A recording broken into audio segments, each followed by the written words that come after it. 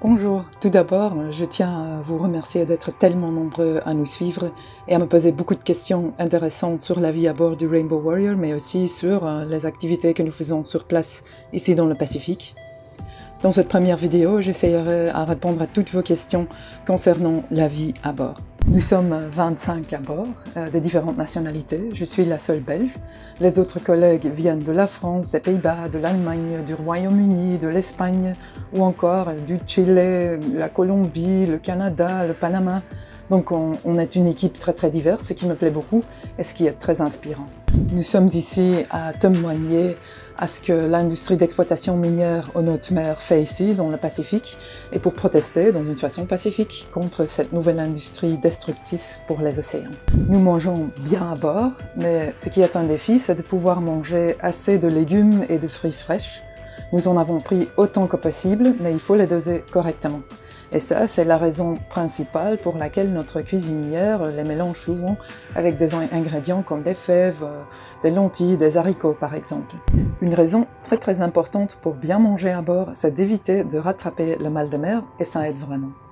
Au début, moi je suis tombée malade plusieurs fois parce que j'avais pas encore mes jambes de mer, comme les marins le disent, et travailler derrière un écran d'ordi n'aide pas vraiment, au contraire, ça aggrave encore les choses. Mais après quelques semaines difficiles, ça ira mieux, et maintenant je deviens plus malade. Il y avait aussi des questions sur notre état d'esprit. Et ben, nous sommes toujours très contents d'être venus ici parce que nous voyons des choses que l'industrie de l'exploitation minière en eau profonde ne communique pas. C'est un endroit très éloigné où presque personne ne vient. Donc nous croyons que c'est très important de pouvoir raconter l'histoire de ce qui se passe ici. C'est très inspirant et très motivant pour nous. Je suis malheureusement trop jeune pour avoir vécu l'esprit des années 60, mais nos valeurs n'ont pas changé. Depuis 50 ans déjà, nous sommes là pour défendre la Terre et la vie sur Terre avec beaucoup d'alliés. Nous faisons toujours des activités de protestation pacifique contre ceux qui mettent en péril la vie sur Terre. Comment nous sommes perçus par le monde extérieur dépend probablement de qui vous posez la question. Étant très loin de la Belgique, je le trouve une question très difficile à répondre.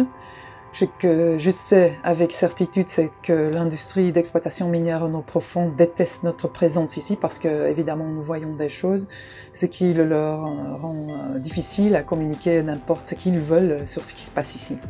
Le Rainbow Warrior 2021 est le Rainbow Warrior numéro 3 qui a été baptisé en 2011.